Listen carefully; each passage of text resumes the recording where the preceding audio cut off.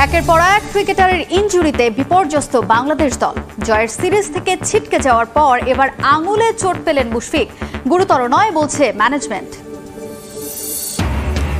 Top and টি20তে রাব্বি ম্যাজিককে সেমিফাইনালে Bangladesh HP. Partha স্কোরচার্সকে 3 উইকেটে হারালো আকবর আলীর দল। 5 ম্যাচেই ব্যর্থ আফিফ তামিম। পাকিস্তান টেস্টের আগে বড় ধাক্কা টাইগার শিবিরে।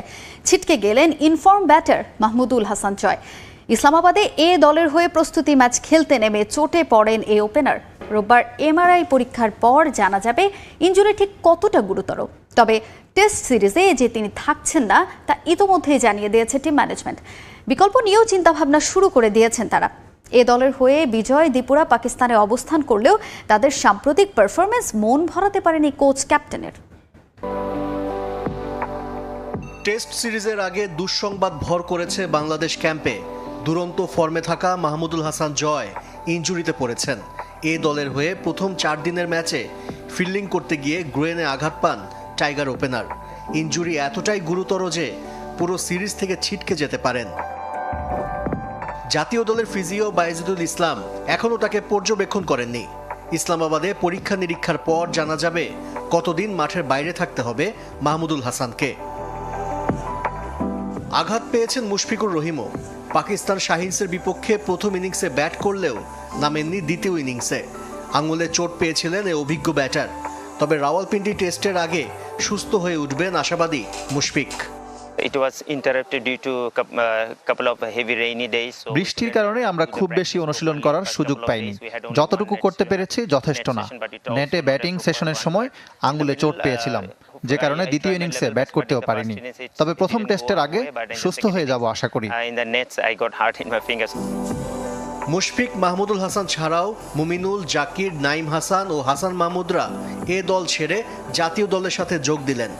ইসলামাবাদে 4 দিনের ম্যাচ খেলার অভিজ্ঞতা প্রথম টেস্টে কাজে লাগাতে চান মিস্টার ডিপেন্ডেবল।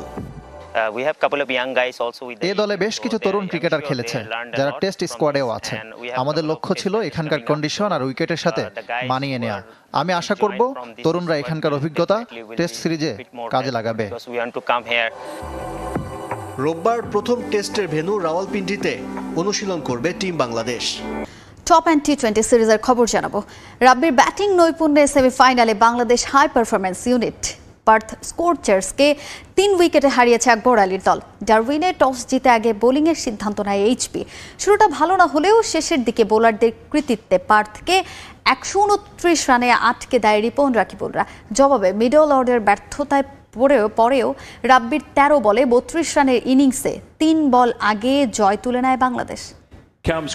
ডারউইনে সমীকরণটা সহজই ছিল। সেমিফাইনালে উঠতে হলে জিততে হবে নিশ্চিত। বাংলাদেশ এইচপি সে কাজটাই করলো, আর এমন জয়ের নায়ক মাহফুজুর রাব্বি। ডুয়ার ডাই ম্যাচেও ব্যর্থ ব্যাটিং ইউনিট। তানজিদ, ইমন কিংবা আফিফের বদলি নামা আরিফুল কেউই পারেননি 2 অঙ্কের ঘরে পৌঁছাতে। তবে জিসানের 26 আর আকবরের 35 রানে ভর করে জয়ের আশা বাঁচিয়ে রাখে বাংলাদেশ। সে আশার বাস্তবায়ন করেছেন যুব এশিয়া কাপ জয়ী অধিনায়ক রাব্বি। শামীম পাটোয়ারি আর রাকিবুলকে সঙ্গে করে দলকে জয় বন্দরে পৌঁছান এই অলরাউন্ডার। ফিনিশিং রোলটা বেশ উপভোগ করছেন রাব্বি। টপ এন্ড টি20 সিরিজে অন্তত 50 রান করা ব্যাটারদের মধ্যে দ্বিতীয় সর্বোচ্চ স্ট্রাইক রেট। এদিনও নামেন 8 নম্বরে। জয়ের জন্য এইচপির দরকার তখনও 23 বলে 41। সে চ্যালেঞ্জ তো পূরণ করলেনই, বাকিদের ব্যর্থতাও আড়াল করেছেন। 2-4 আর 2-6 প্রায় 250 স্ট্রাইক রেটে 13 বলে 32 রানের ক্যামিও। উইনিং শট তার ব্যাটে না এলেও রাব্বি এদিন এইচপির জয়ের নায়ক।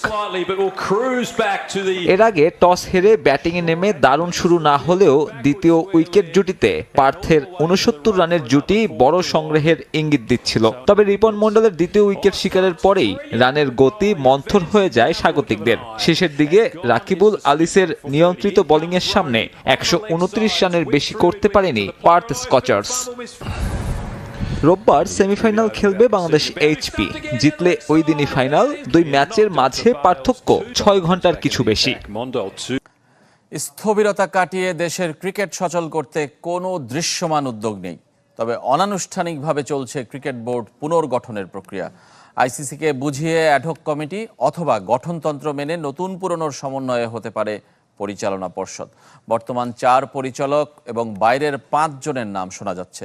দায়িত্ব নিতে চান সাবেক সাধারণ সম্পাদক সৈয়দ আশরাফুল হক। অচল অবস্থার আরও একটা দিন পার হলো। ক্রিকেট বোর্ড ভাঙ্গা বা পুনর্গঠনের কোনো উদ্যোগ দৃশ্যমান নয়।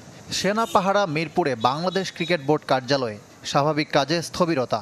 সভাপতি নাজমুল হাসান পদত্যাগে রাজি হলেও কবে কিভাবে কার্যকর হবে তাতেও রাজ্যের গোপনীয়তা।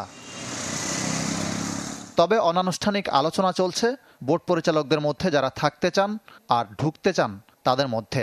কিভাবে বোর্ড পুনর্গঠন হবে তা নিয়ে নানামুখী বিকল্প সামনে আসছে। তার একটি অ্যাডহক কমিটি গঠন। সেক্ষেত্রে দেশের পরিস্থিতি বিবেচনায় নিতে আইসিসিকে অনুরোধ করতে হবে, অথবা গঠনতন্ত্র মেনে বর্তমান বোর্ডের কিছু পরিচালককে রেখে নতুন কয়েকজনকে যুক্ত করা। সেক্ষেত্রে বোর্ডের বর্তমান পরিচালকদের মধ্যে থাকতে পারেন ইফতেখার রহমান মিঠু, আকরাম খান, মাহবুব আনাম ও ফাহিম সিনহা। বাইরে থেকে আসতে পারেন সৈয়দ আশরাফুল হক, নাজমুল আবেদিন ফাহিম, ফারুক আহমেদ, খালেদ মাসুদ পাইলট, এমনকি তামিম ইকবালের নামও শোনা যাচ্ছে। এই প্রক্রিয়া বাস্তবায়নযোগ্য বলে মনে করেন সাবেক সাধারণ সম্পাদক সৈয়দ আশরাফুল হক। পুরো দুনিয়া জানে যে বাংলাদেশে কি হয়েছে, তো আইসিসিও জানে। তো আইসিসির আমার মনে হয় না কোনো আপত্তি থাকবে। ধারাবাহিকতার জন্য আমার মনে হয় যে পুরানো বোর্ডের ভালো সৎ লোক ছিল, ওদেরকে অন্তর্ভুক্ত করে একটা নতুন বোর্ড বানিয়ে চালালে কোনো দিক থেকেই কোনো অসুবিধা নাই। সংকটে দেশের ক্রিকেটের দায়িত্ব নিতে রাজি এশিয়ান ক্রিকেট কাউন্সিলের সাবেক এই প্রধান নির্বাহী। আনুষ্ঠানিক প্রস্তাব পেলে প্রক্রিয়া শুরু করবেন। কোনোভাবেই নারী বিশ্বকাপ অন্য দেশে চলে যাক সেটা চান না সৈয়দ আশরাফুল, যদিও সেজন্য খুব বেশি সময়ও বাকি নেই। একটা স্বৈরাচার ফেমিনা দেশটা চালায়, অমনি বিসিবি হচ্ছে চালানো হতো। ও সবের সমাধান করে একটা ভালো একটা বিসিবি যদি বোর্ড করা হয়, আর বাংলাদেশে তো লোকের অভাব নেই, আমরা নিশ্চয়ই পাবো লোকজন যারা আর কি এটাকে ঠিকভাবে সৎভাবে ভালোভাবে চালাতে পারবে। তবে পরিবর্তনের প্রথম ধাপ হিসেবে আগে তো পদত্যাগ করতে হবে সভাপতি নাজমুল হাসানকে। তখন বর্তমান পরিচালকদের একজন আপাতত সভাপতির দায়িত্ব নিয়ে এগিয়ে নেবে কার্যক্রম। কেউ পদত্যাগ না করে 3 সভায় অনুপস্থিত থাকলে এমনিই বাতিল হবে পদ। পাকিস্তান এ দলের বিপক্ষে বাংলাদেশ এ দলের প্রথম 4 দিনের ম্যাচ খেলতে গিয়ে কুচকির চোটে পড়েছেন তরুণ ব্যাটার মাহমুদুল হাসান জয়। এই চোটে পাকিস্তানের বিপক্ষে 2 ম্যাচের টেস্ট সিরিজ থেকে ছিটকে পড়েছেন জাতীয় দলের ওই ওপেনার। মুশফিকুর রহিম, মুমিনুলদের মতো অভিজ্ঞ ব্যাটাররা ব্যর্থ হলেও প্রথম 4 দিনের ম্যাচের প্রথম ইনিংসে ব্যাট হাতে উজ্জ্বল ছিলেন জয়। বিসিবির চিকিৎসক দেবাশিস চৌধুরী জানিয়েছেন মাহমুদুলের সুস্থ হতে কমপক্ষে 3 সপ্তাহ সময় লাগবে। তিনি বলেন, ডান কুচকিতে ফিল্ডিং করতে গিয়ে ব্যথা পেয়েছে মাহমুদুল, সুস্থ হতে 3 সপ্তাহ সময় লাগবে। এদিকে জয়ের পরিবর্তে দলে কে ডাক পাবেন তা জানা যাবে আগামীকাল রোববার। নির্বাচকেরা জাতীয় দলের ফিজিও বাইজিদুল ইসলামের রিপোর্টের অপেক্ষায় আছেন। এর আগে অস্ট্রেলিয়ায় বাংলাদেশ হাই পারফরম্যান্স দলের হয়ে পাকিস্তান শাহিনশের বিপক্ষে দ্বিতীয় 4 দিনের ম্যাচের 2 ইনিংসে 69 এবং 65 রানের ইনিংস খেলেন মাহমুদুল।